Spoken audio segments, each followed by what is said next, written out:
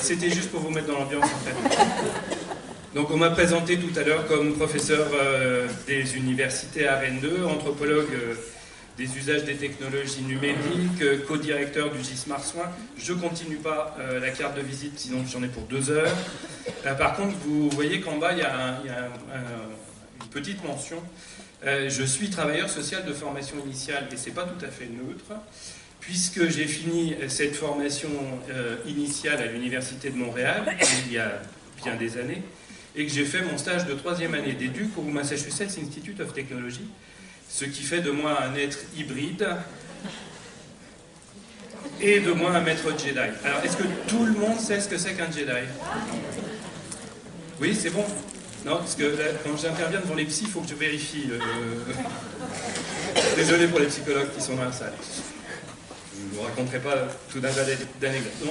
D'où je vais parler. Alors, je vais vous parler du hub Marsouin, enfin bref, du groupement d'intérêt scientifique Marsouin, qui est le réseau des laboratoires et des universités de Bretagne et de Pays de la Loire. Pour faire simple, c'est 7 universités, 4 grandes écoles, 18 labos de sciences humaines et sociales, qui travaillent à comprendre finalement la société numérique du point de vue des usages, du point de vue des sciences humaines. Je vais me baser, dans toute cette conférence, je vais me baser sur une dizaine d'années de recherche cumulative sur l'e-inclusion, mais aussi sur l'e-éducation. Je parlerai moins des jeunes, mais n'hésitez pas à me solliciter dans la période de questions. En fait, c'est très très lié. Enfin, les questions de solidarité et les questions d'éducation dans les familles sont très très liées.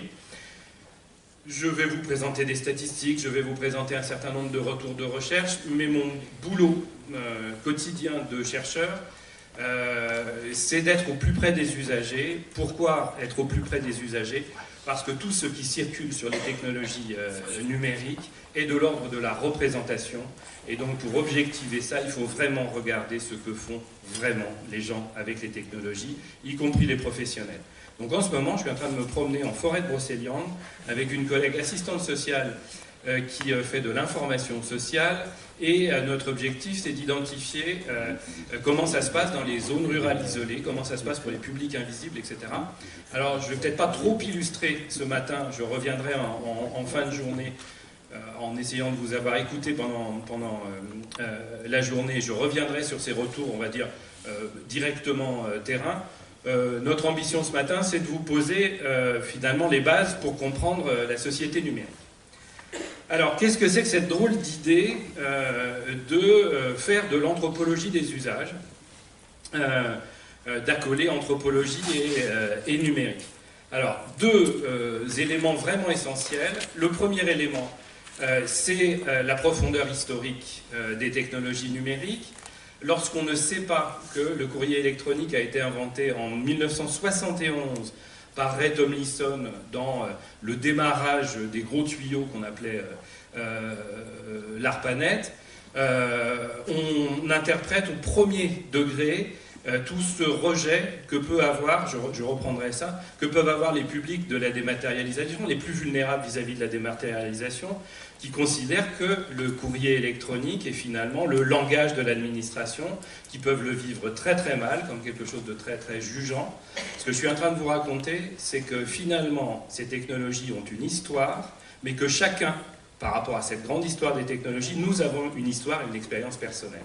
Et c'est donc très important d'essayer de distancier les deux pour faire la part du côté obscur et du côté lumineux de la force numérique. Deuxième dimension, la dimension imaginaire et symbolique des usages des technologies numériques. Quand je suis revenu d'Amérique du Nord, j'avais les cheveux encore plus longs, j'étais beaucoup plus jeune et svelte, ça c'est autre chose.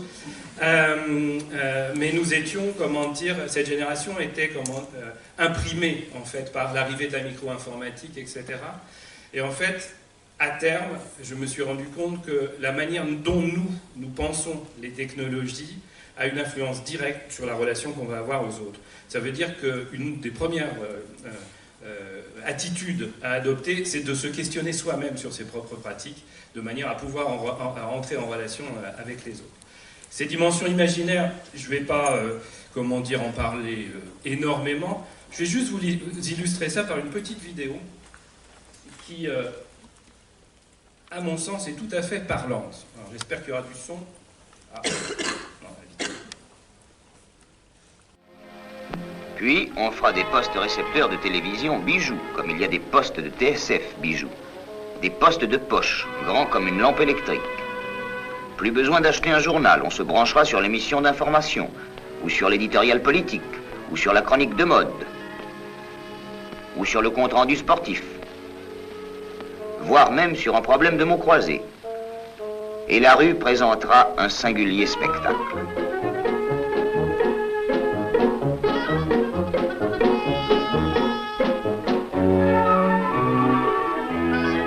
Naturellement, dans le métro, on lira le poste du voisin par-dessus son épaule. Et il y aura des faits divers tellement passionnants que...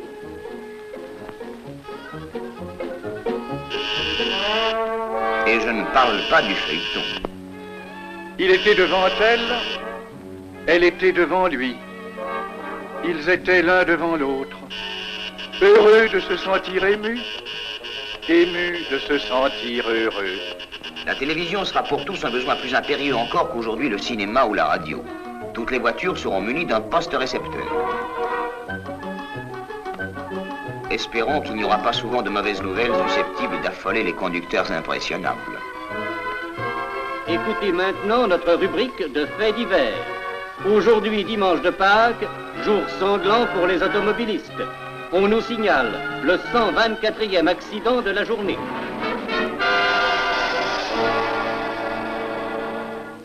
Allô, allô, rectification. C'est 125 accidents d'automobile et non 124 qui ont eu lieu depuis ce matin. Et la petite provinciale romantique n'aura pas besoin de venir à Paris pour y rencontrer son idole. Elle l'aura sur sa table de nuit. Personne n'y échappera. Et les ministres de demain, au lieu d'être choisis comme ceux d'aujourd'hui pour leur valeur, leur intelligence, leur dévouement à la cause publique, seront choisis pour la séduction de leur sourire et le velouté de leurs yeux. Le pays, je le dis comme je le pense, mes chers concitoyens, a droit à la vérité. Nous sommes à un tournant de notre histoire. L'époque est cruciale et toutes ces questions doivent être reconsidérées. Citoyens, Oh, dis, maman, c'est à ce parti-là que je veux adhérer. Actuellement, nous sommes empoisonnés par les gens qui laissent crier leur TSF, qui nous réveillent avec des marches héroïques. Ou qui, tandis que nous travaillons, nous assomment avec des comptes rendus sportifs. Qui le passe à Fernand, qui le passe à Isidore, qui le passe à Jules, qui le passe à Alfred. L'arrière gauche s'approche de l'avant droit et lui décoche sur la poitrine un uppercut magistral. L'arbitre compte jusqu'à 8. À 11, le Belge Manneken-Pis remonte sur sa bicyclette. Mais que sera-ce demain avec la télévision? Il y aura, comme aujourd'hui, des gens mal éduqués. Mais cette fois, ils laisseront crier les images. Un tour de bouton de trop, un caprice de l'appareil, et l'image traversera les murs, ira se promener chez le voisin. Qu'as-tu, chérie? regarde.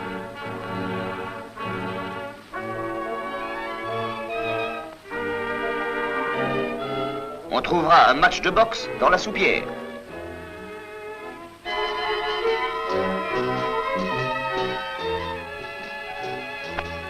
Et quand vous lirez paisiblement au lit, un reportage mal aiguillé fera danser une bohémienne sur votre édredon.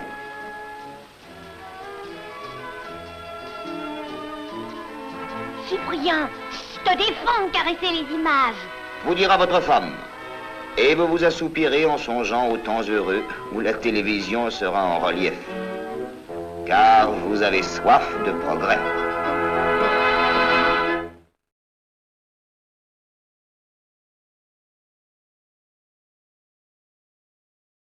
J'aurais pu vous montrer des extraits de La Guerre des Étoiles ou de Retour vers le futur. Je trouve que c'est plus intéressant de vous montrer cette vidéo.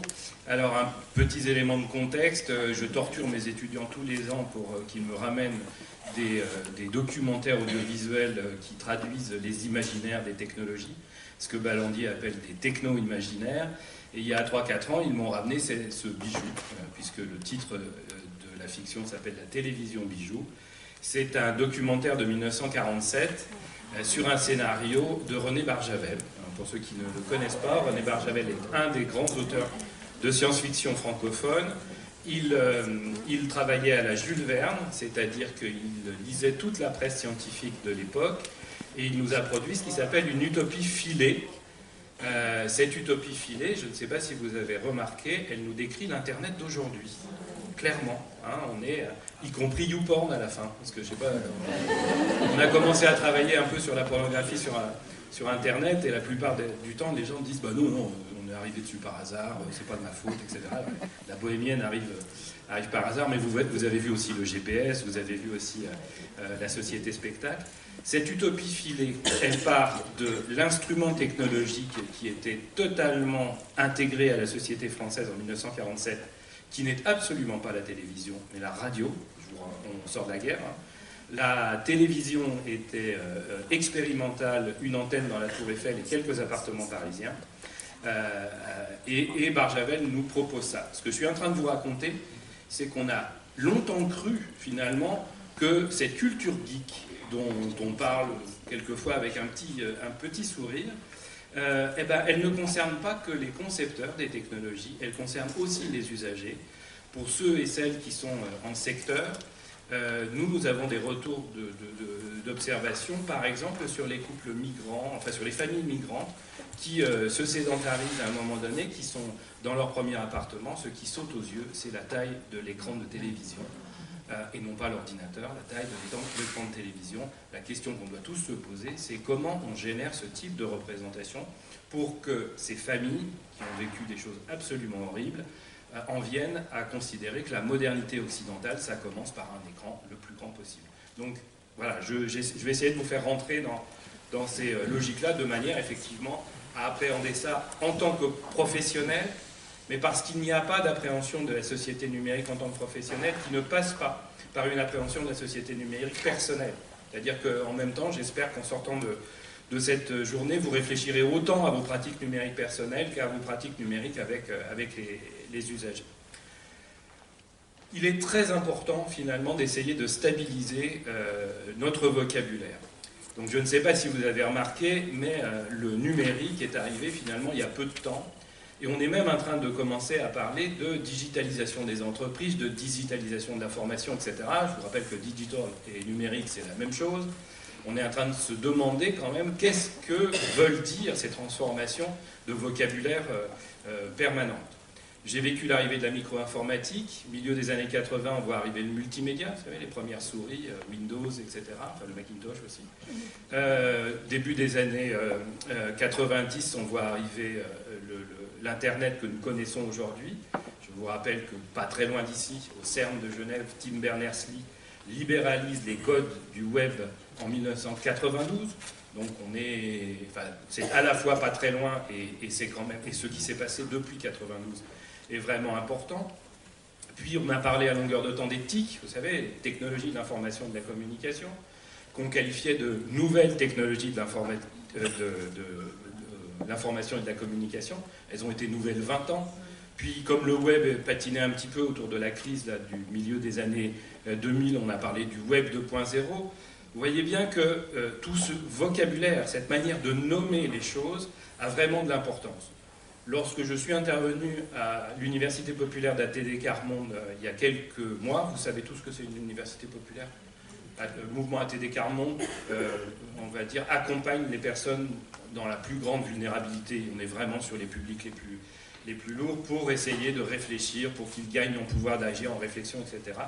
On a joué à l'exercice numérique, qu'est-ce que ça renvoie à vous, l'exercice de psychosociologie classique, et ça faisait bien longtemps que je n'avais pas entendu parler d'unité centrale, d'imprimante, de modem, d'informatique. En gros, les personnes d'ATD Quart-Monde avaient un vocabulaire des technologies qui était celui du siècle dernier. Donc vous voyez, je vous parle d'une opération qui s'est passée il y a quelques mois.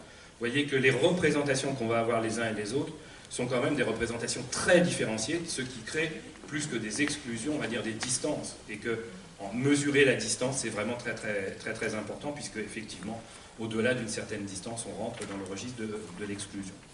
Donc ce que je vous propose, c'est ma définition. Elle commence à à se diffuser largement, et commence à y avoir consensus là-dessus. Qu'est-ce que c'est que le numérique? C'est une question intéressante quand même, puisqu'on y va directement, on parle d'inclusion numérique, on parle de numérique dans l'éducation, etc. Mais qu'est-ce que c'est finalement? On va dire c'est déjà deux choses. Il y a une dimension techno, une dimension technocentrée, une dimension technologique, et probablement une dimension, enfin probablement, on en est sûr aujourd'hui, une dimension anthropo, une dimension humaine, une dimension usage. Donc ma définition, c'est que finalement le numérique aujourd'hui, c'est 4 éléments qui s'articulent, plus ou moins, et qui en fonction des lieux sont plus ou moins techno, plus ou moins anthropo. Les 2 premiers éléments sont très techno, c'est l'informatique comme science de traitement automatique de... Bon voilà, historiquement c'est clairement l'invention de la science informatique qui fait que le numérique arrive aujourd'hui. Le numérique tel que nous le vivons aujourd'hui est, comment dire, porté par le réseau des réseaux. Et donc notre réalité numérique, quoi qu'on nous raconte sur, on va dire, la réalité virtuelle ou l'intelligence artificielle, aujourd'hui, notre réalité numérique quotidienne, et la dématérialisation étant portée dessus, c'est l'Internet. Donc clairement, alors, je vous offre une définition contemporaine, on va dire. Peut-être que dans quelques années, je rajouterai autre chose à cette définition. Mais du côté techno, on a l'informatique d'un côté et l'Internet de l'autre. Et c'est important de se rappeler que ça, c'est les 2 dimensions techno. Parce que de l'autre côté, finalement, il y a 2 dimensions proprement humaines. La première dimension, c'est que finalement le numérique est composé de cultures complexes, saturées d'imaginaires, et que ces imaginaires, c'est pour ça que je vous demandais si tout le monde savait ce que c'était un Jedi tout à l'heure, la manière d'appréhender ces cultures peut être très différenciée. Lorsque je me suis promené avec ma collègue au mois de novembre dernier, on a fait une permanence d'accueil dans une toute petite commune de la forêt de Brocéliande. On a vu arriver un vieux monsieur de 85 ans avec un sac en plastique qui a posé le sac sur le bureau et qui nous a dit « Je viens pour la pension de reversion de ma femme décédée en juillet », dans un sac en plastique. Il a ouvert le sac en plastique, il a sorti les enveloppes de toutes les administrations. On a tout de suite constaté que le monsieur était incapable d'identifier de quelle administration venait quel papier. Vous imaginez sa tête quand je lui ai demandé où il en était au niveau de l'Internet. Voilà. Donc, ce que je suis en train de vous dire, c'est qu'il y a des publics qui sont tellement loin, et en termes de distance et de représentation, qui sont tellement loin qu'il faut les prendre comme tels. Et qu'effectivement, politique publique ou intervention sociale, les 2 articulés bien évidemment, il y a ces distances culturelles-là qu'il faut prendre. Juste, je ne reviendrai pas dessus, moi je l'appelle le papy pochon maintenant, il est juste venu se faire rassurer en fait. Parce qu'à un moment donné, la collègue a repéré qu'il y avait un post-it sur un des courriers avec l'écriture d'une de ses collègues assistantes sociales, marqué « Dossier terminé en cours de traitement ». Elle a téléphoné au CDAS, les collègues ont été voir dans l'armoire, effectivement, le dossier était entièrement fait et il était en cours de traitement par les différentes instances. Ce que je suis en train de vous raconter, c'est même pas une urgence. C'est-à-dire que le monsieur, il n'était pas au courant que la collègue était en congé maternité, ça devait trop traîner, il s'est mis dans une situation de commencer à s'angoisser, il avait juste besoin d'être rassuré. On a passé 1h30 à 2 heures. Vous voyez, on est quand même dans... Si on ne prend pas en compte ces choses-là, on se rend compte qu'on peut être rapidement, je pense que ça rejoint votre quotidien, on peut vraiment être rapidement débordé. Et ça bouscule évidemment les politiques sociales et les pratiques d'intervention sociale. Dernière dimension anthropo, la question des usages. Donc les usages, c'est une gamme infinie de pratiques individuelles et collectives des technologies. C'est mon boulot en fait, et notre boulot au niveau des scientifiques, d'essayer d'identifier ce qui est finalement contemporain dans les pratiques numériques et ce qui est exceptionnel dans les pratiques numériques. Et ça, c'est un message central les usages, c'est vraiment quelque chose qui vous concerne en premier lieu. Avoir une culture, savoir ce que c'est que l'informatique et l'Internet, c'est important. Comprendre la distance avec les cultures numériques des différents publics auxquels on s'adresse. On pourra parler aussi des adolescents. Enfin, non, c'est pas très très simple tout ça. C'est vraiment important. Mais la question des usages, finalement, qu'est-ce qui fait que la société française, quelles sont les pratiques dominantes dans la société française, et donc quelles sont les pratiques marginales? Pour le travail social, vous savez que c'est quelque chose d'absolument fondamental. On parle de culture, d'éducation, de nourriture, de logement. Vous voyez bien que ce rapport entre normes et frontières, ce rapport entre normes et limites est un rapport très très important. Ça va? Bon. Comment ça se passe? Alors ça se passe en 3 phases. Je vais vous prendre Internet parce que c'est vraiment ce qui est le plus contemporain. La première phase, c'est la phase d'innovation. Je ne suis pas en train de vous raconter comment on innove, je suis en train de qualifier une période historique quand une technologie arrive entre nos mains. Alors la phase d'innovation, c'est très simple, c'est la phase du rêve. On rase gratis, on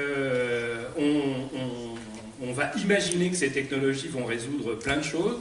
Alors c'est évidemment très présent dans le discours des industriels des technologies, c'est comme ça qu'ils vendent le dernier smartphone, la dernière box, la dernière console de jeu, etc. etc.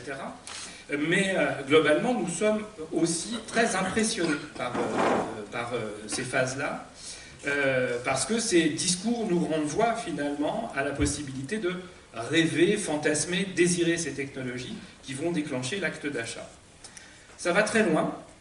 Si on se rappelle que l'Internet a été libéralisé en 1992, on doit se rappeler aussi que la Commission européenne a lancé une étude sur la cyberculture en 1993, publiée en 1994, vous voyez que ça va très très vite, sous la direction de Pierre Lévy. Ce texte est à la documentation française et s'appelle Cyberculture. Dans Cyberculture, c'est beau comme un discours de Miss France, à la fin du XXe siècle, nous n'aurions plus de guerre parce que la cyberdémocratie aurait remplacé la démocratie. Nous n'aurions plus de problèmes d'alimentation ou de famine parce que les biotechnologies alimentées par l'Internet auraient remplacé l'agriculture traditionnelle, et on n'aurait plus de problème de pollution parce qu'on se baladerait tous en patins à roulettes électriques dans les villes. Bon, pour les patins à roulettes électriques, il a fallu attendre 20 ans, mais vous voyez bien qu'on est à ce niveau de décision et on est en plein dans l'imaginaire. Clairement, on est dans l'imaginaire. On est très très loin du compte. Cet imaginaire-là va rester en fait dans les cycles technologiques, plus ou moins. Et c'est important d'essayer de comprendre finalement comment ces technologies, qu'est-ce qu'on manipule par exemple quand on dit dématérialisation totale en 2022. On manipule à la fois un objectif politique, vous savez que les objectifs politiques sont très portés à manipuler des représentations et des imaginaires, donc on peut avoir quelque chose de mobilisateur. Pour autant, ça ne nous empêche pas de regarder ce qui est profondément inquiétant, les effets de bord, les effets d'exclusion, etc., etc. C'est comme ça finalement qu'on arrive à transformer, à essayer de faire en sorte que le numérique devienne inclusif et soit quelque chose de vraiment intéressant pour tout le monde et pas que pour quelques-uns. C'est bon ? Deuxième phase, la phase de massification. Alors, je vous présente ce monsieur. Pour les plus jeunes d'entre vous, ça ne va peut-être pas parler. Pour les plus anciens, tout le monde va le reconnaître. C'est François de Closet, le journaliste officiel de la télévision française sur sciences et technologies pendant une vingtaine d'années. En 93, à la télé française, il présente l'Internet. Alors, il a une énorme tour, il a une souris, les souris venaient d'arriver, il a un énorme écran, et il clique... Alors, il nous dit, voilà ce que va faire l'Internet. Il clique et il fait apparaître la photo de Sharon Stone. Bon, on va dire que les questions de genre de l'époque étaient un peu moins aiguës qu'aujourd'hui. C'était pas cette photo-là, mais j'aime beaucoup la photo de Sharon Stone.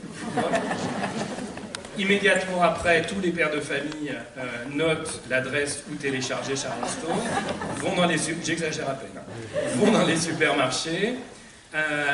Vont acheter un ordinateur, vont acheter un modem, vont batailler pendant des heures et des heures avec le fournisseur d'accès historique, et puis on va tenter de télécharger Sharon Stone, ça va donner ça. Après le tweet, oui, ça vous dit quelque chose tout ça.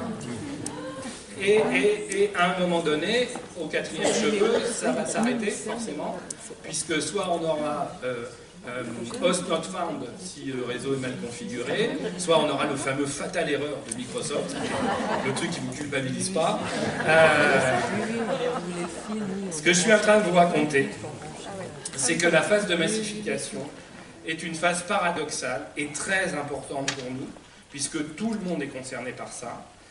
Nous allons nous équiper, là on est sur l'Internet, on est à la phase de massification, c'est fin des années 90 et toutes les années 2000 avec une grosse pause au moment de la crise de la bulle Internet, les subprimes, enfin vous vous rappelez, il y a eu un moment quand même un petit peu compliqué même pour l'Internet, mais on est sur toutes les années 2000, et en fait ça va être très paradoxal parce que la population française et mondiale va se connecter, s'équiper pendant ces périodes-là, et puis en même temps on va dégonfler les imaginaires.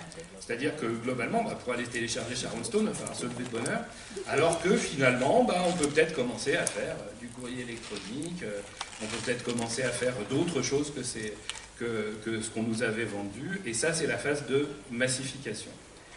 Aujourd'hui, pour l'Internet, nous sommes dans la phase de banalisation, et c'est à ce moment-là que le vocabulaire change. On va parler de la protection des données, on va voter la RGPD, on va parler de l'inclusion, de l'exclusion, etc. On va parler de l'Internet pour tous, on va parler du droit à l'Internet. Vous voyez qu'en fait, le numérique est devenu, enfin le numérique, l'Internet est devenu ambiant, c'est une technologie ambiante, et c'est pour ça que je vous ai mis que l'Internet était l'une des deux composantes techno du numérique contemporain. Ça renvoie à quelque chose de fondamental pour nous tous. C'est cette définition des usages, en fait. C'est une définition interactionniste, c'est une définition qui s'ancre dans les travaux autour de la norme, autour des normes sociales. En fait, les usages, ce n'est pas des pratiques. Les usages, c'est des ensembles de pratiques socialisées. Qu'est-ce que ça veut dire? C'est des normes sociales d'usage. Et nous allons donc développer des représentations autour de ces normes sociales d'usage, qui vont être des représentations qui vont avoir fonction de normativité, autour duquel chacun va se positionner plus ou moins dans la norme. Ouh là là, c'est compliqué ce qu'il raconte. Hop, eh ben on va illustrer ça avec Facebook. Alors je suis content parce qu'on a eu le passage des anciens, maintenant on va avoir le passage jeune. L'exemple de Facebook est tout à fait significatif. Il y a 8-9 ans, un jeune homme qui s'appelle Mark Zuckerberg a cette idée absolument extraordinaire de proposer un site internet où on affiche des photos d'étudiantes et où des étudiants mettent des commentaires graveleux tout en notant les étudiantes. On est vraiment dans le sommet de l'intelligence artificielle, là. C'est le moins qu'on puisse dire. Alors, heureusement, de l'autre côté de l'Atlantique, dans ce haut lieu des technologies et du monde civilisé qu'est la Bretagne. Je suis à peine chauvin, mais j'ai cru comprendre qu'ici aussi c'était très présent. Bon. Nous étions en train d'étudier les pratiques numériques des collégiens, exactement à la même période. Et qu'est-ce qu'on constatait? Alors pour les plus jeunes d'entre vous, ça va vous parler. On constatait l'arrivée de l'éditorialisation sur Internet, le fameux phénomène des blogs et le phénomène Skyblog. Phénomène gigantesque. Je vous rappelle qu'à l'époque, on était en train de commencer à parler de la blogosphère. On était en train de se dire que l'Internet allait devenir la blogosphère. En même temps, il y a Matrix qui sort. Vous voyez, on est dans le jeu entre les deux. Qu'est-ce qu'on constate aussi? C'est les années d'explosion du SMS, c'est les années d'explosion de Messenger, enfin des messageries instantanées sur le web. Et puis on voit que les petits musiciens collégiens regardent des lycéens collégiens qui eux-mêmes regardent les jeunes adultes et les étudiants musiciens et qui vont tous aller sur MySpace. On voit que les petits photographes qui regardent des moyens photographes, qui regardent des grands photographes, ils vont aller sur Flickr. Qu'est-ce que je suis en train de vous raconter? C'est qu'à ce moment-là, les adolescents occidentaux de la planète entière, si on est en même temps à Boston et à Lannion, parce qu'on travaillait à Lannion, sur les collèges de Lannion à ce moment-là, si on est à Boston et à Lannion, on peut se dire quand même que ça doit être un phénomène un peu plus large que juste la Bretagne et le Massachusetts. Eh bien, les collégiens étaient en train de développer ces pratiques-là. La seule chose que va faire Zuckerberg, c'est d'être au bon moment, au bon endroit, et faire une offre intégrée de ça, et de ces différentes pratiques.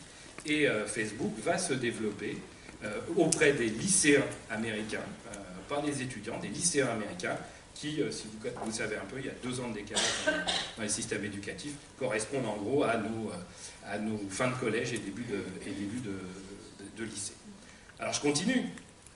La norme du réseau social numérique, c'est aujourd'hui Facebook. C'est absolument incontestable puisqu'on est plusieurs milliards de personnes à être dessus. Sauf qu'évidemment, vous savez que le boulot des adolescents, c'est de contester la norme pour se construire. Donc forcément, comme il y a papa, maman, tonton, tata, il y a même des enseignants sur Facebook, sans compter papy, mamie, les copains des parents, enfin bref, c'est hors de question d'être sur Facebook. Alors ceux qui sont restés sur Facebook ont une image super sage sur Facebook, des meilleurs enfants du monde, clairement.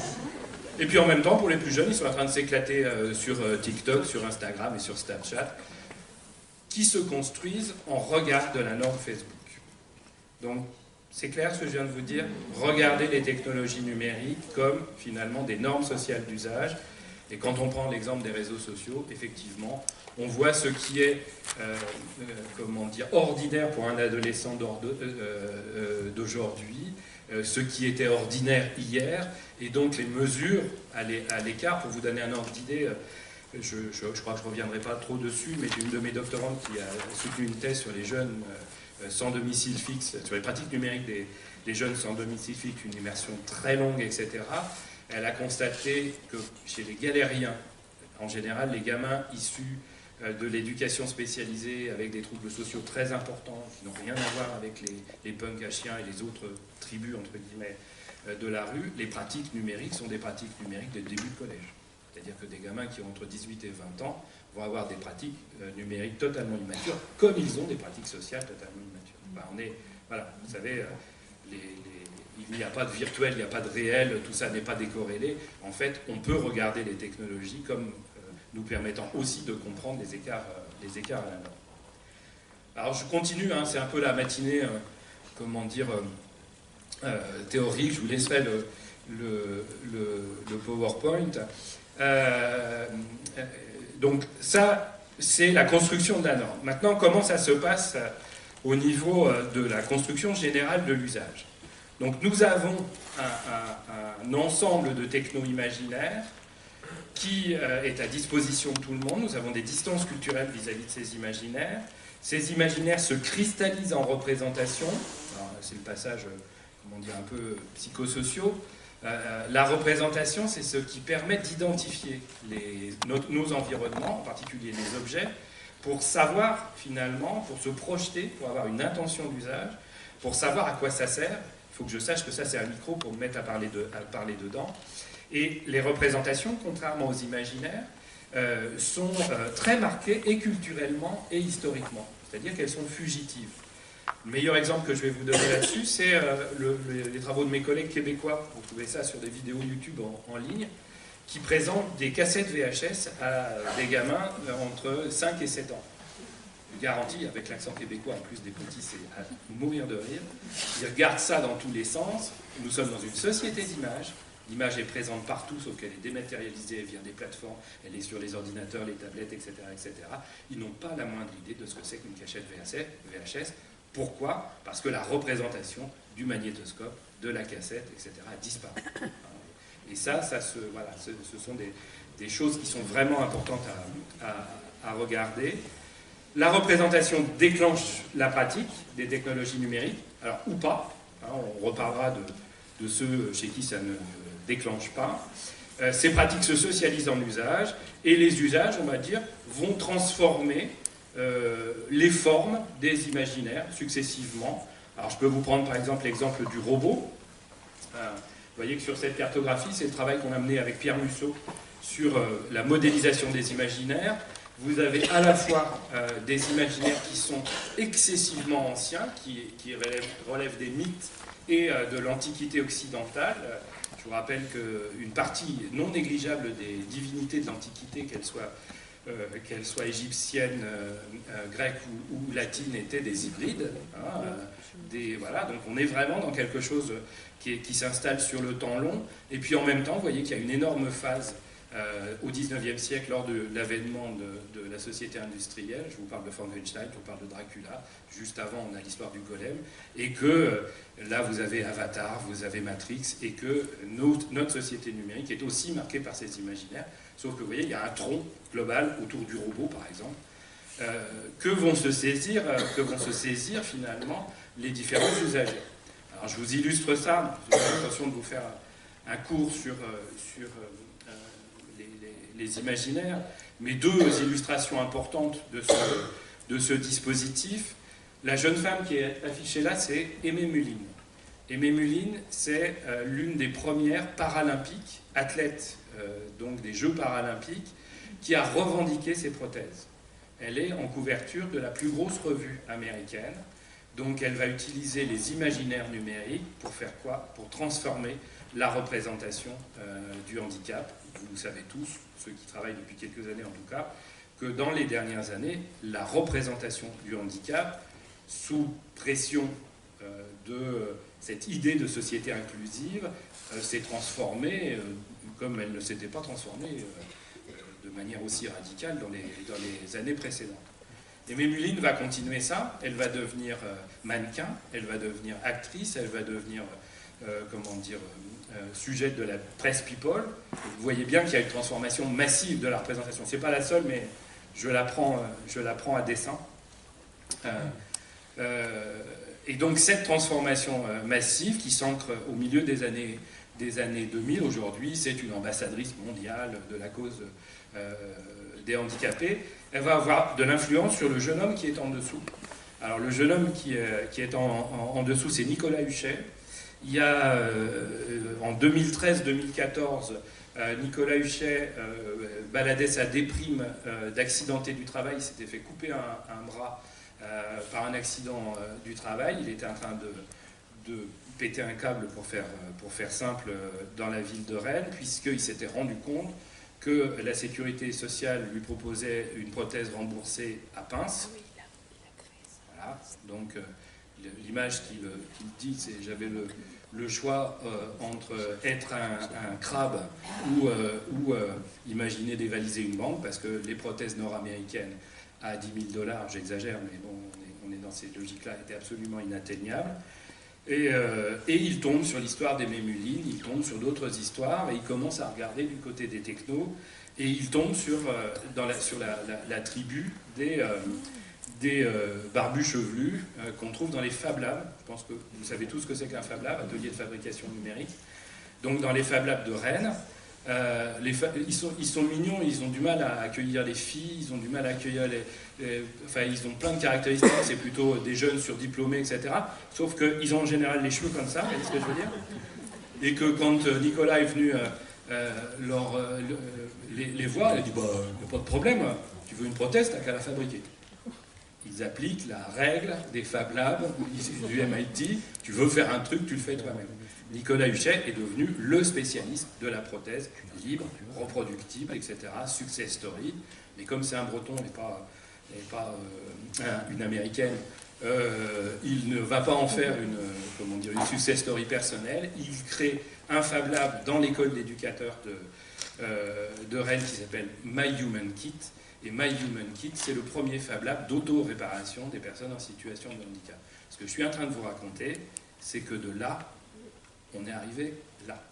Et que la transformation, effectivement, ce qui se passe dans ce lieu est absolument significatif de comment on peut se retrouver à investir des lieux et des réseaux avec une force, en s'appuyant sur la présentation positive du numérique, avec une force tout à fait inégalée. Alors je vous le donne juste pour information. Évidemment que My Human Kit a commencé par accueillir des personnes en situation de handicap physique. J'ai l'impression de faire de la sociologie classique du handicap. Sont arrivés après les personnes en situation de handicap sensoriel, aveugles et malentendants, etc. Et arrivent en ce moment les jeunes présentant des troubles spectre autistique, déficience cognitive, etc. On est vraiment dans une transformation de la représentation, et les travailleurs sociaux, les éduques et autres qui les accompagnent et qui les emmènent décrivent finalement des quasiment renaissances, enfin une manière de reconstruire son rapport au monde qui est vraiment important. Ça marche au niveau des individuels, et je pensais important de vous le mettre. Ça marche aussi au niveau des territoires. Donc je vous présente quelque chose dont je suis assez fier, parce que j'en suis le parrain. C'est le centre social de Chemillé. Alors Chemillé, c'est un village au sud d'Angers, dans le coteau du Léon, pour ceux qui connaissent le vin. Ressources économiques principales, je le fais entre guillemets, hein, mais les vieux et les handicapés. C'est-à-dire que, je ne sais pas si vous avez remarqué, mais on a quand même tendance à mettre dans des lieux de plus en plus loin, de plus en plus en campagne, les personnes qui sont de plus en plus dépendantes, etc.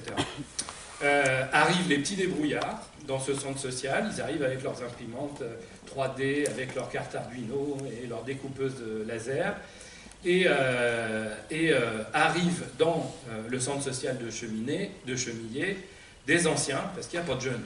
C'est, comment dire, voilà. Donc ils arrivent de manière un peu étonnée, vous savez, ils les traitent de babacoun numérique, enfin vous voyez, on est encore dans une espèce de conflit de représentation.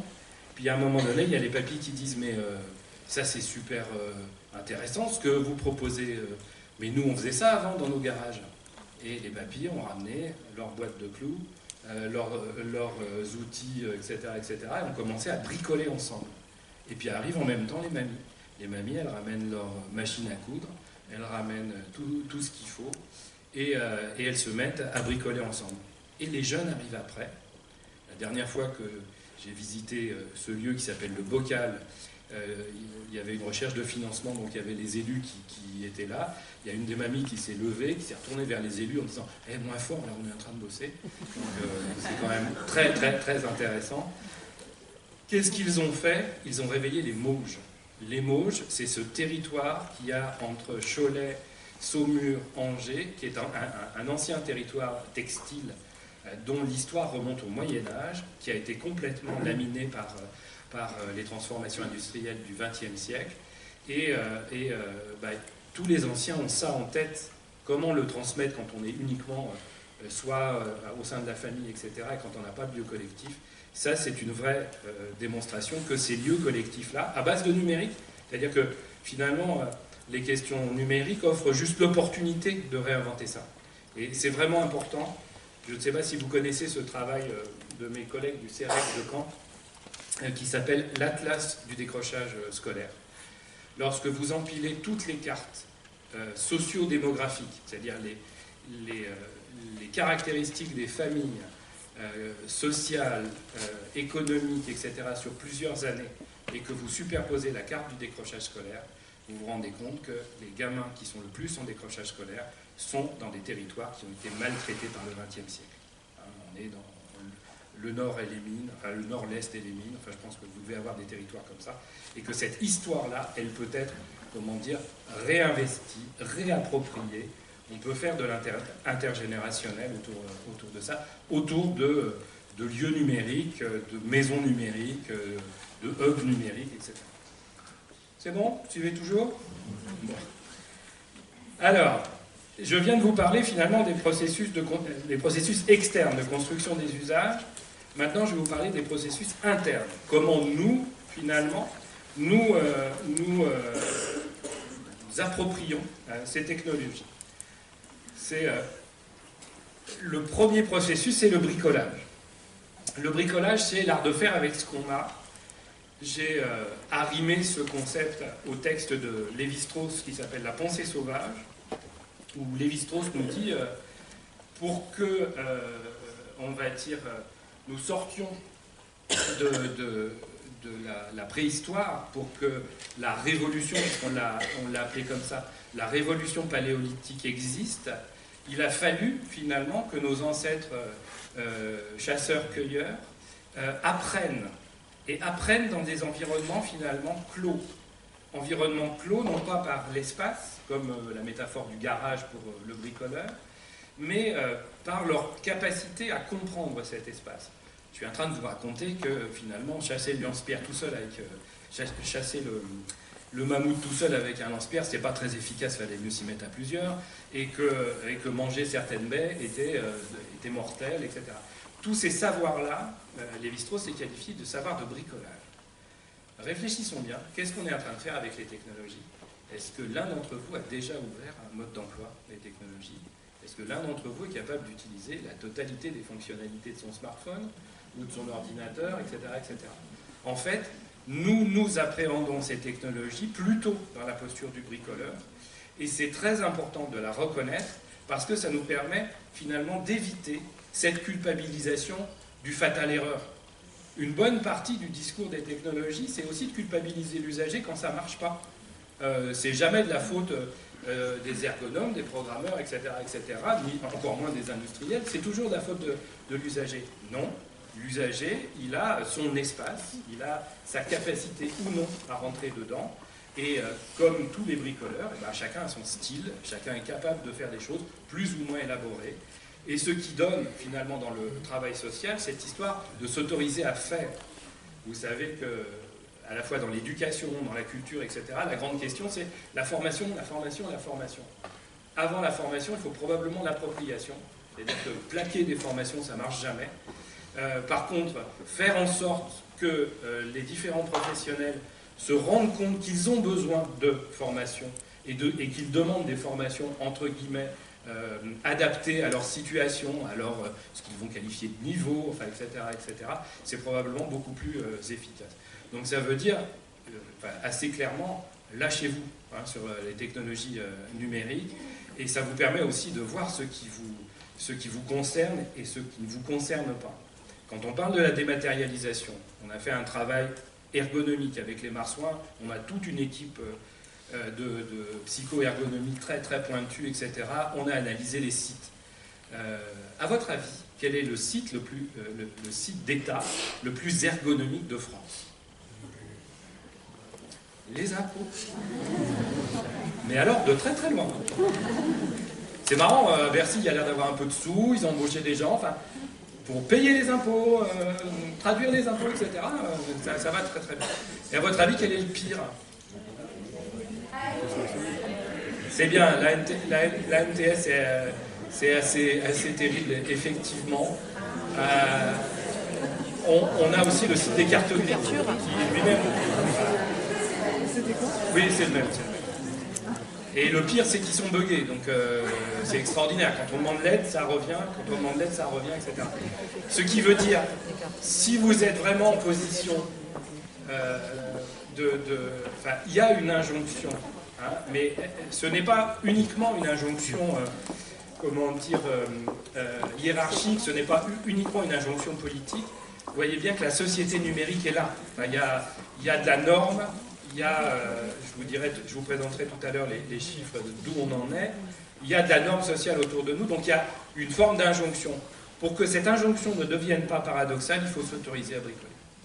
Et donc à dire aussi, là ça ne marche pas. Alors, constat, je continue à faire les allers-retours un peu avec le boulot que je fais, la plupart du temps de travail des travailleurs sociaux autour de la dématérialisation, c'est de résoudre les problèmes par téléphone, par le carnet d'adresse, le contact qu'on n'a pas sur le site, etc., etc. Et c'est pas rien, quand je dis c'est pas rien, ça prend un temps absolument phénoménal, et donc on voit bien que là, il y a quelque chose à travailler du point de vue de l'engagement des travailleurs sociaux, mais aussi du point de vue de l'organisation du travail. Ça vous parle? C'est bon? Deuxième B, le butinage. Alors, le butinage, ça vient d'un concept québécois. Clairement, il y a quelque chose de l'ordre de la création, de l'ordre de la rencontre avec les techno-imaginaires. C'est pas pour rien que dans plein de mes conférences, je suis assez systématiquement accompagné par des gens qui font de l'art numérique. C'est pas pour rien que les assos entre art et puis on va dire éducation populaire, médiation numérique sont très très articulées entre elles. Il y a une dimension rencontre finalement avec les techno-imaginaires, et vis-à-vis des publics qui sont éloignés, ça aussi c'est très important. C'est-à-dire que globalement, essayer de lâcher prise et de regarder finalement ce numérique comme un nouvel espace de médiation, je reprends le terme de Winnicott de transitionnel, ça permet aussi de regarder où en sont les difficultés des gens, quelle distance culturelle ils ont, de ne pas réduire tout le monde à l'illectronisme. Je ne nie pas, en parallèle avec l'illettrisme, je ne nie pas qu'il y a des situations de type, on va dire, illettrisme numérique. Pour autant, ne rangeons pas trop de monde tout de suite dans ces catégories-là. Certains, c'est peut-être juste des distances culturelles. Je pense aux migrants, je pense aux allophones, je pense aux personnes en situation de handicap. Voilà. Dernier point, et si vous ne retenez que celui-là, c'est probablement le plus important, c'est le braconnage. Les deux autres, en fait, c'est ma déconstruction du travail de Michel de Certeau sur la consommation de la lecture. Michel de Certeau, pour faire simple, c'est un des contemporains de Foucault, très connu à l'étranger, particulièrement aux États-Unis, c'est un Français. Mais Foucault lui a fait de l'ombre, donc on connaît beaucoup moins ses travaux. Et c'est quelqu'un qui a beaucoup travaillé finalement sur le quotidien, sur les pratiques de consommation, sur les transformations sociales à la sortie des années 70. Et il publie un texte qui s'appelle « L'invention du quotidien » dans les années 80, qui, pour nous, est probablement l'un des textes fondateurs des sciences des usages, où il décrit finalement que les cultures populaires vont, copier en le détournant les cultures dominantes. L'exemple qu'il donne, c'est les collections reliées cuir des grands auteurs classiques qu'on va voir fleurir dans les années 60 dans les bibliothèques en formica des quartiers populaires, dans le milieu rural. En Bretagne, il y en avait dans les meubles bretons. Ça vous parle ou non? Ouais. Qu'est-ce que c'est que ça? C'est finalement, on est dans l'école, c'est l'ascenseur social, on est dans une représentation, le livre est l'objet de l'école. Si on offre aux enfants la culture bourgeoise, pour faire simple, la culture dominante, ils vont peut-être s'en sortir. Et là, il y a des petits malins qui vont les vendre, et on va se retrouver effectivement avec des bouquins reliés cuir. Je pense que vos bibliothèques ne sont pas reliées cuir, enfin la mienne ne l'est pas. Une bibliothèque active, elle a complètement une autre forme. Ils vont copier finalement les bibliothèques qu'on va voir dans les films, dans les revues, etc. etc. Un autre exemple, c'est la sélection du Reader Digest. C'est-à-dire les films et les livres qu'on doit avoir vus, qu'on doit avoir lus, même quand on est en zone rurale totalement isolée, on va quand même en parler, même si on ne les a pas lus, même si on les a pas vus. Donc vous voyez, ce processus de braconnage, c'est celui finalement qui signe l'usage, et c'est celui qui crée passage, ce que je vous ai raconté sur les ados, passage de l'invisible à une offre technologique, eh bien c'est un processus de braconnage. Et donc on a, en tant qu'usagers, collectivement, une capacité à influer sur ça. Que font les industriels aujourd'hui? Ils nous proposent une offre culturelle massivement californienne, matinée d'un peu de culture japonaise, dont on parle des jeux vidéo, des mangas, etc., que nous allons adopter ou non. Et finalement, ils parient à longueur de temps. Voilà, je ne sais pas si j'aurai le temps de vous en parler, mais le phénomène Fortnite n'était absolument pas prévisible il y a un an. Et Fortnite a envahi toutes les cours, fin de primaire, début de collège, à une vitesse absolument faramineuse. Or, Fortnite, c'est encore un assemblage de plein de jeux vidéo, des pratiques des réseaux sociaux, etc. Et ça, c'est vraiment quelque chose d'important. Voilà, j'ai fini avec les dimensions un peu générales. Ça va, vous me suivez? C'est suffisamment illustré? Donc je voulais conclure sur, avant de passer à un temps d'échange, je voulais conclure sur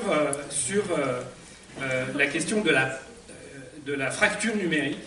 Alors, j'ai dirigé le premier bouquin francophone sur cette notion, et ça s'appelait « Pour en finir avec la fracture numérique » en 2011. C'était pour en finir avec la notion. Et je suis assez content parce que même si elle revient à longueur de temps, on va dire depuis, on est plutôt en train de parler de distance, on est plutôt en train de parler d'inégalité que de fracture numérique, parce que fracture numérique, ça voudrait dire que finalement, il y en a qui sont dedans, puis il y en a qui sont dehors, il faut faire rentrer ceux qui sont dehors dedans. C'est beaucoup plus compliqué que ça, c'est pas demain la veille qu'on arrivera à faire rentrer Papy Pochon, et pour autant, il y en a d'autres qui sont tout près de la frontière, qui ont vraiment besoin d'être aidés. Donc là, en termes et d'intervention sociale et de politique publique, c'est vraiment important. Et en fait, on sait d'où ça vient. Ça vient d'un discours de Bill Clinton, alors président des États-Unis, en octobre 96. Il dit qu'il faut faire attention à ce que nos enfants, sous-entendu les enfants afro-américains, ne soient pas séparés par une fracture numérique. En 1996, 2% de la population américaine était connectée à l'Internet. Qu'est-ce que nous raconte Bill Clinton en 96? Si 98% de la population est concernée par la fracture numérique, c'est un peu compliqué. Alors j'ai emprunté le concept à Serge Ebersol, mon collègue spécialiste des questions d'accessibilité. Lui parle d'essentialisation. Ce qu'est en train de nous raconter Bill Clinton, c'est le hold-up des Californiens et des Américains sur l'Internet, c'est l'arrivée des GAFA. En fait, c'est cette vision que l'Internet va tout résoudre. Je reviens sur mon histoire de cyberculture et de phase d'innovation. Que l'Internet va tout résoudre et qu'il faut absolument aller vers un Internet total, etc. Donc, vous voyez, ce ne sont pas de petits enjeux. Donc, je suis très méfiant aujourd'hui sur la notion de fracture numérique, même si ça permet de travailler dessus. Je parle plutôt des exclusions numériques, je parle plutôt de distance.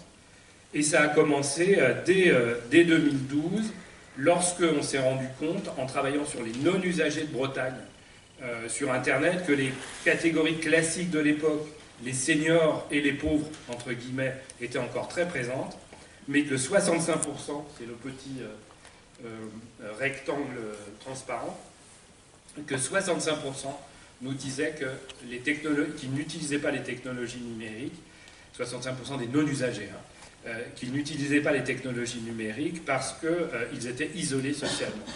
Donc clairement, la question de l'isolement social, la question de la solitude, est une question essentielle lorsqu'on va aborder ces questions, à la fois, on va dire, d'autonomie numérique, mais aussi de dématérialisation, parce que finalement, plus on est isolé, plus on est en zone géographique isolée, je pense aux zones rurales isolées, mais ça peut jouer aussi dans certains quartiers populaires, de quartiers politiques de la ville, eh bien on a des difficultés supplémentaires à s'approprier, à mentaliser l'intérêt des technologies numériques. Où on en est aujourd'hui? Donc ça c'est le baromètre numérique, je pense que les chiffres dont on parlait tout à l'heure étaient de ce type-là. Donc vous voyez que l'accès à Internet à domicile c'est 86%. Pour le CREDOC, je vous dirais tout à l'heure que pour nous c'est 90%, donc on est là-dedans. Mais vous voyez l'ampleur des courbes, le travail du CREDOC commence en 98. Je pense que c'est important de se rappeler ça.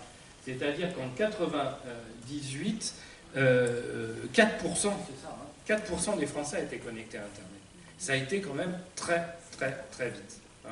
Et c'est ça, cette histoire de processus ambiant, de massification des technologies, c'est important. Alors, deux signaux vraiment importants. La stagnation des tablettes, probablement due à une offre commerciale un peu floue entre les gros smartphones et les petites tablettes. Donc, voilà. Et la baisse significative de la possession de plusieurs ordinateurs, très très marquée socialement. On reviendra dessus. Donc aujourd'hui, le smartphone s'impose comme élément privilégié pour se connecter à l'Internet. Et 7% de la population française n'a pas Internet à domicile, ni la possibilité de se connecter avec un téléphone mobile. Donc on se retrouve avec des relations dues à ces représentations et ce type de connexion à la dématérialisation.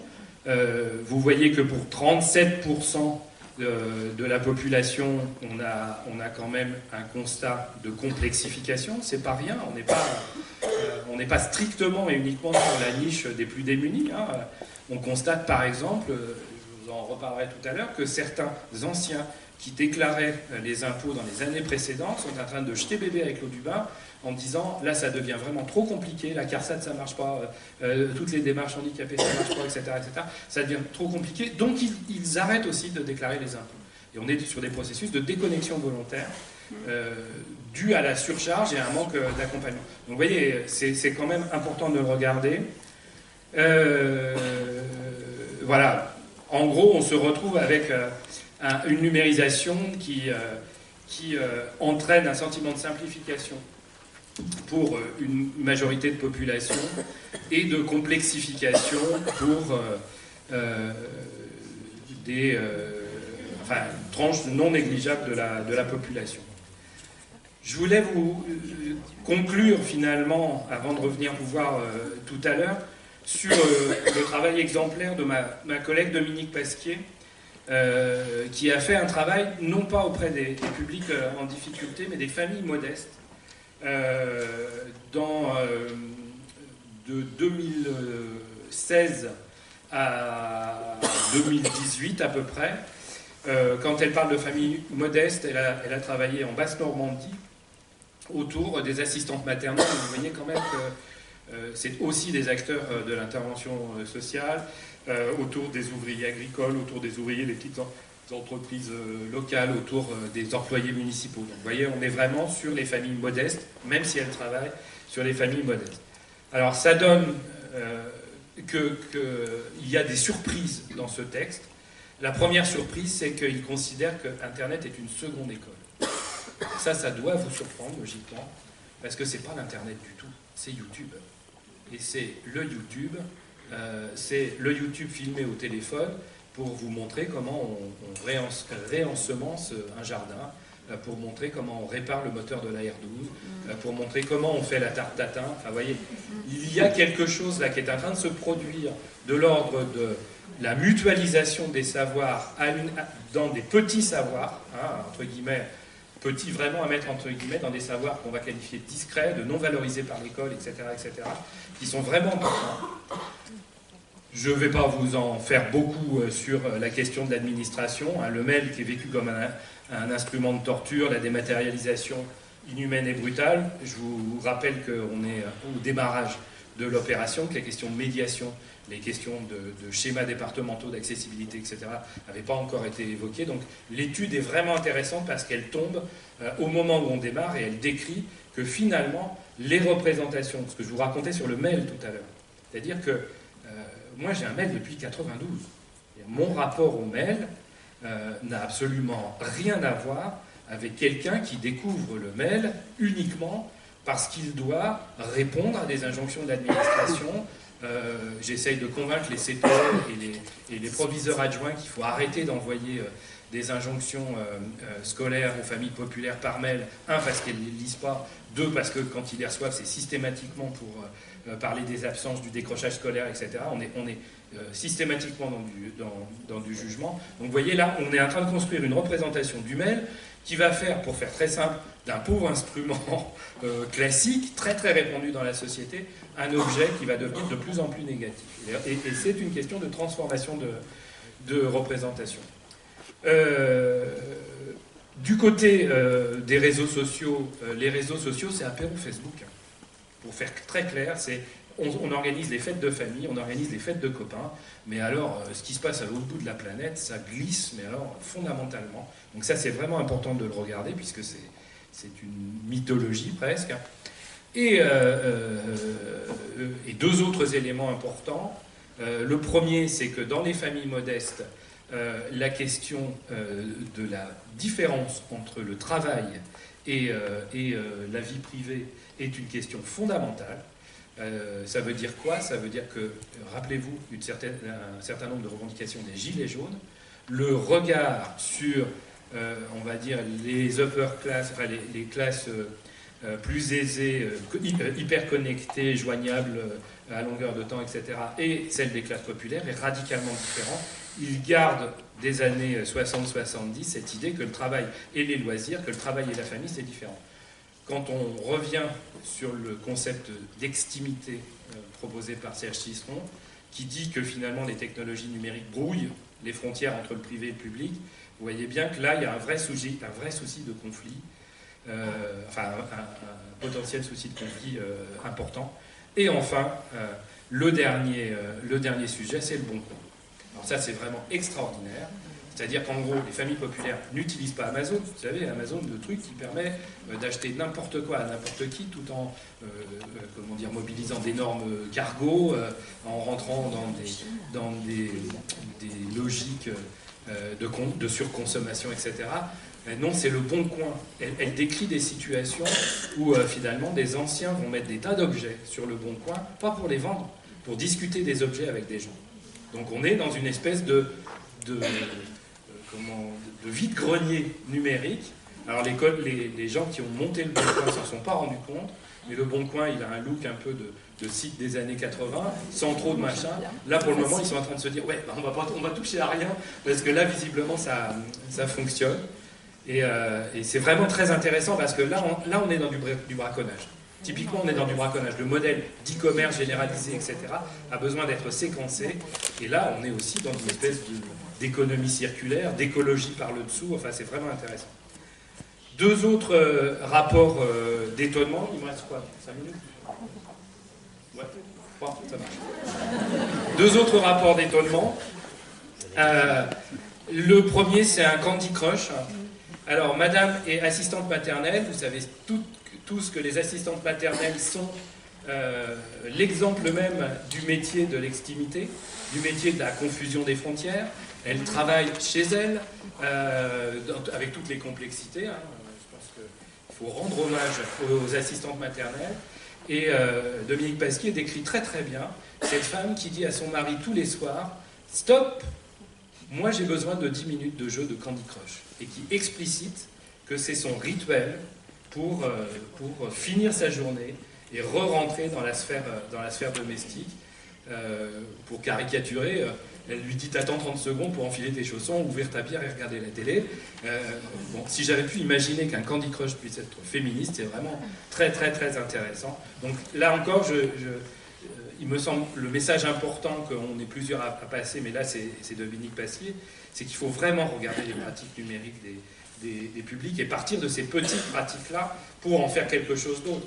C'est plus facile d'accompagner quelqu'un qui a intégré ça de manière positive vers de la dématérialisation que d'imposer par le dessus. Voilà. Et deuxième rapport d'étonnement, c'est un couple, alors lui est cuisinier d'une école et elle, je ne sais plus quel métier elle fait, mais on est vraiment sur des tout petits salaires. Ils ont 5 enfants, ils sont devenus spécialistes de la reconfection des sacs Vuitton. Et ils vendent ça quasiment à l'international en se débrouillant avec les traducteurs, etc. etc. Et ça ne les intéresse pas. Ils ont des compétences, hein, mais les sacs Vuitton, le luxe ne les intéresse pas. Pourquoi ils font ça? Pour payer des vacances aux enfants. Donc ce qui caractérise les pratiques des familles populaires et des familles modestes, c'est que le numérique pour lui-même, tout le monde s'en fout. Il faut une finalité, il faut une raison pour utiliser le numérique. Et ça, c'est quelque chose qui est vraiment important parce que ces raisons, elles se nichent dans la vie quotidienne, dans les représentations, dans les imaginaires que vont développer les uns et les autres. Donc, comme je suis fatigué, je propose de finir sur la vidéo de 2 minutes. Je ne suis pas fatigué, en fait. C'est juste que j'aime bien faire ce coup-là.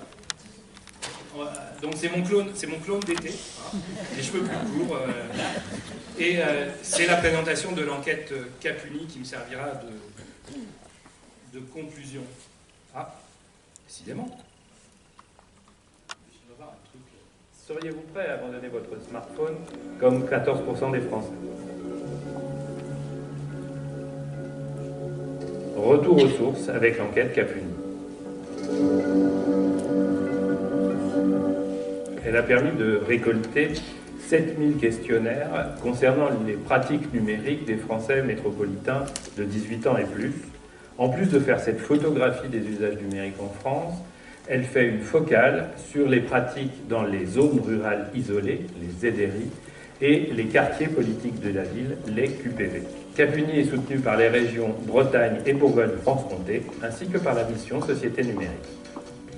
En 2019, 9 Français sur 10 sont internautes, ce qui représente 7 points de plus que l'enquête Capacity de 2016.